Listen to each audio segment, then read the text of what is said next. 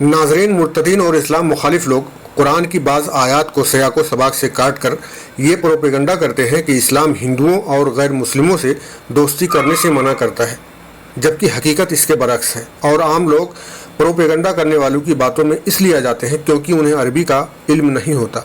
سورہ نساء آیت نمبر 144 میں اللہ نے فرمایا، یا ایھا الذین آمنوا لا تتخذوا الکافرین اولیاء من دون المؤمنین، یعنی اے لوگو جو ایمان لائے ہو، مومنوں کو چھوڑ کر کافروں کو اپنا سرپرست اور محافظ نہ بناؤ۔ اس آیت میں اولیاء کا جو لفظ ہے، اسی لفظ کے ذریعے عام مسلمانوں کو شک و شبہ میں ڈالنے کی کوشش کی جاتی ہے۔ دراصل ولی کا معنی اکثر جگہوں پر دوست لکھا ہوا ملتا ہے، لیکن عربی کا علم رکھنے والوں کو پتہ ہوتا ہے کہ ولی کس دوست کو کہا جاتا ہے، اور جسے نہیں پتہ ہوتا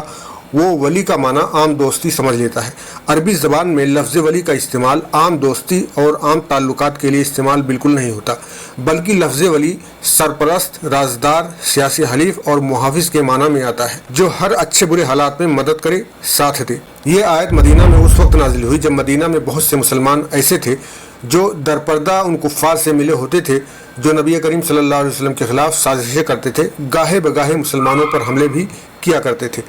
ان حالات میں اللہ نے یہ حکم نازل کیا، کافروں کو نبی کے مقابل میں اپنا سرپرست نہ بناؤ۔ اس حکم میں ہر کافر شامل نہیں ہے، بلکہ صرف وہ کافر شامل ہیں جو مسلمانوں کے دشمن تھے۔ اس آیت کے پیچھے کی حکمت یہ تھی کہ مدینہ کے وہ کچے پکے ظاہری مسلمان جو درپردہ مسلمانوں کے خلاف کفار سے ملے ہوتے تھے وہ ایکسپوز ہو جائیں۔ دوسری حکمت وہ ہے جو دنیا کی تمام اقوام اور ممالک کا قاعدہ ہے کہ اپنے ملک کے خلاف دشمن ملک سے درپردہ کوئی معلومات شیئر کرنا جرم مانا جاتا ہے، اور یہی بات قرآن میں کہا گیا ہے۔ اور جہاں تک کافروں سے تعلقات رکھنے کی بات ہے تو اللہ نے سورہ ممتحنہ میں آیت نمبر 8 میں صاف صاف کہا، اللہ تمہیں ان لوگوں کے ساتھ نیکی اور انصاف کرنے سے نہیں روکتا جو تم سے دین کے معاملے میں لڑائی نہیں کرتے اور تمہیں تمہارے گھروں سے نہیں نکالتے۔ صحیح بات یہ ہے کہ اسلام اپنے دشمنوں کو ولی اور سرپرست بنانے سے منع کرتا ہے، عام لوگوں سے اچھے تعلقات رکھنے سے منع نہیں کرتا۔ ویسے اس حقیقت سے آپ بھی انکار نہیں کر سکتے کہ دنیا کا کوئی بھی ملک اپنے شہری کو یہ اجازت نہیں دے سکتا کہ وہ اپنے دشمن کو اپنا سرپرست اور ولی بنائے۔ پھر اگر یہی بات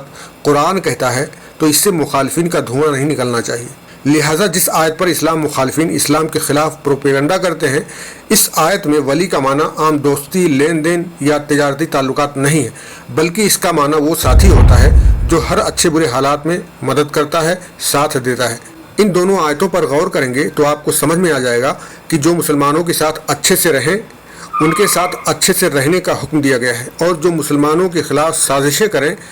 اسے اپنا سرپرست اور ولی بنانے سے منع کیا گیا ہے۔ اور یہ انسانی تاریخ میں کوئی نئی بات نہیں ہے جس پر واویلا مچایا جاتا ہے، یہ اصول دنیا کے تمام ممالک اور اقوام میں